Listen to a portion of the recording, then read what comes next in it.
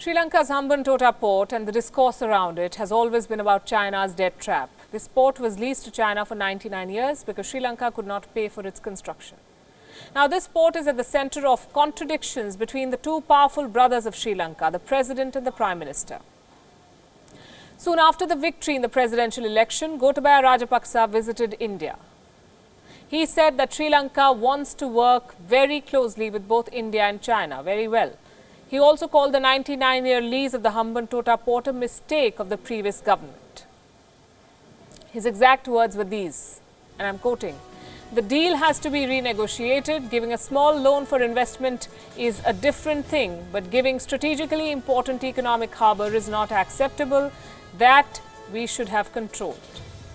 He's also quoted as saying, "I'm not afraid to say, but that Hambantota port decision was a mistake."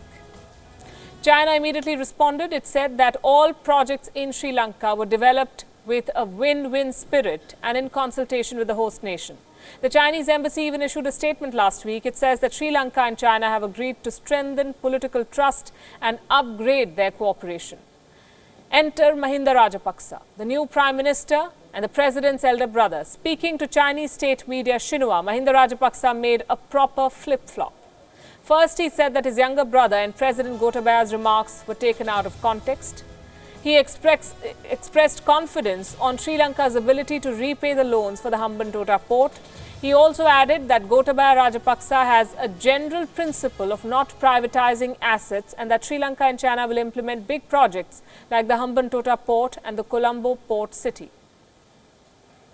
So who's the decision maker here? Mahinda Rajapaksa, who has a proven track record when it comes to dealing with China, or Gotabaya Rajapaksa, who has sought to balance Sri Lanka's ties with India and China? And what is Sri Lanka's stance on this matter? These are very important questions, questions that have huge implications for India and for the strategically important Indian Ocean region. Former advisor to the Ministry of Primary Industries in Sri Lanka, Aruna Kulatunga, says that the President's comments are aimed at local political gains, while the Prime Minister's pro-China stance is the practical reality. Look, we need investments. We have to cater to the interest of the investors as much as to the interest of the voter base that they have come across at the moment, or they have been voted from. So that these are the two dichotomic sides that they have, and it's going to be a bit of a hard balancing act for them. But so Mahinda is one side of it. He's been practical about it. Gotabaya is still looking in terms of, look, we need to win this election, the next election, and therefore we need to bring in certain populist ideas into the mix. So why the confusion? There are two things here. Gotabaya Rajapaksa never said that he wanted the port back, but he did say that giving it out on lease was a mistake. So what's the stance of Sri Lanka's new president? Clearly there is confusion, but experts say this is a confusion of intent and not a confusion of principle. I believe the confusion is more regarding intent rather than the actual practice of what was being said. Gotabaya Rajapaksa, when he made that first statement to an Indian channel, what he was trying to get at is that he doesn't want to